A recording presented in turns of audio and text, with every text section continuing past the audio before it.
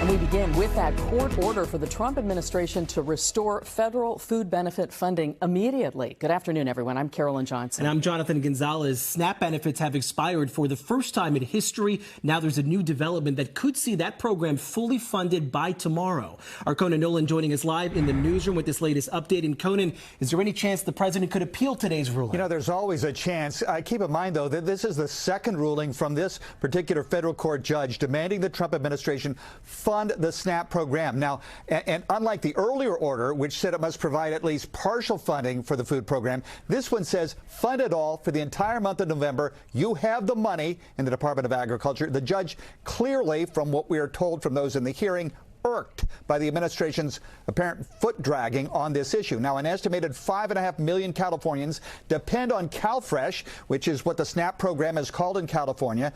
They use a benefits transfer card to purchase food from some 26,000 grocery stores, supermarkets, farmers markets, even some restaurants.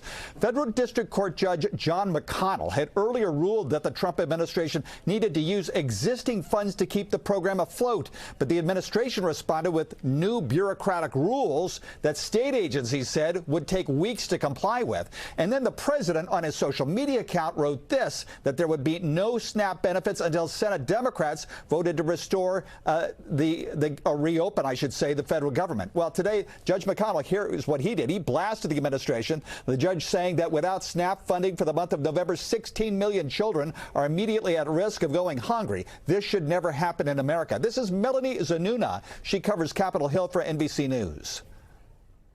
And the judge went on to say that they have to tap into other funds other than the contingency fund, which is about $5 billion, not enough to cover the month of November. The judge now saying that find other ways to pay out the full month. What's unclear, though, is how quickly people can get these benefits, because there are administrative logistical delays to really getting those benefits actually loaded on people's cards. But no less, a big development, crucial win for people who rely on that food assistance in America. Right. But at the moment, we're not exactly sure how it translates. If the administration will somehow appeal this ruling, whether the president, as the judge in this case has said, is using this for political purposes as leverage against Democrats in a reopening the government bill or continuing resolution, and whether the Department of Agriculture will admit to what we understand is the funding they have for this program. Still waiting. I'm Conan Nolan, NBC4 News. All right, Conan, thank you. And of course, many have been turning to food pantries and food distribution events because those SNAP benefits were paused. Today, one food giveaway in Long Beach couldn't keep up with the demand, sending people home hungry. Our Makala Medina joining us live now from Long Beach. And Mac, we know this will be a huge relief for a lot of people. Yeah, if it does turn out to be true and there are no bureaucratic tie-ups with that decision, certainly great news for a lot of these folks that came to this distribution site at St. Lucy's in West Long Beach to get food today. There were about 50 to 60 families that benefited from this distribution here today, the food coming from food finders and donations. But there were a heck of a lot of more families that were here that did not get food and were sent away hungry. Because we don't have a number. And the people that have numbers, they're the only ones that could get food. So Lopez and her family, they're from East Long Beach. They came here hoping to get food. They resorted to picking fruit from the trees outside the church after they realized they were not able to get the help they were looking for. They arrived too late this morning to get those numbers that were handed out around 9 a.m. Most folks got here at 6 a.m. to wait for those numbers. The food was handed out around 12:30 this afternoon. We talked to a grandmother of two who was lucky enough to get a number for her two toddler grandchildren and her daughter, who works to support the family. They rely on SNAP benefits to make ends meet. Now she says they don't have food in their pantry or their refrigerators.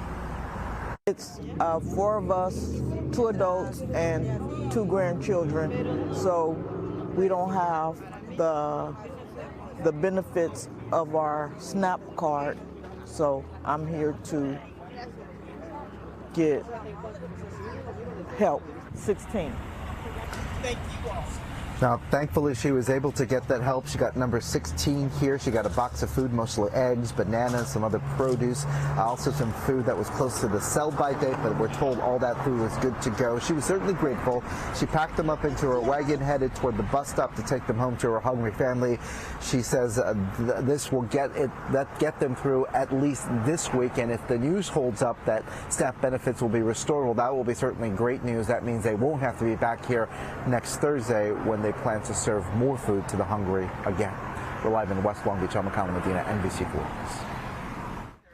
News. Mac, thank you. And if you are in need of food, head to our NBCLA app. We have links to a list of county-by-county food banks in Southern California. You'll also find information there on how to donate. And we continue to monitor how the government shutdown is impacting travel. Tomorrow, the FAA is preparing to cut 10% of flights at the nation's busiest airports. And we have new clarity about which airports will be impacted, including LAX. That's where NBC4's Camilla Rambaldi joins us with reaction from travelers. Camilla. Carolyn and Jonathan, travelers we spoke with here at LAX tell me that so far things have been calm here and that they haven't had any issues with their flights. But for those coming back to the airport, one man says he's worried about what travel will look like in the coming days.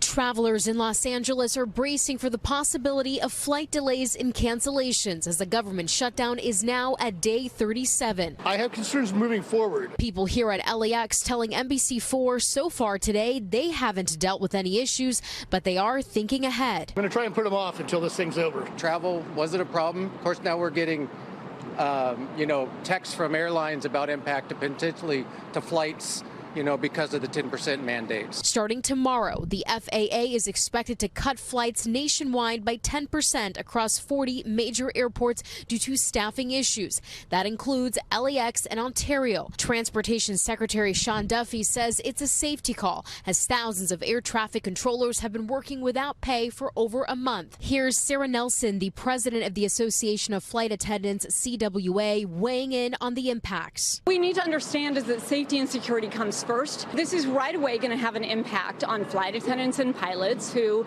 don't have those flights. That will have an economic impact on flight attendants. But there's a ripple effect. When planes slow down, people don't get their packages, people don't get their medicines.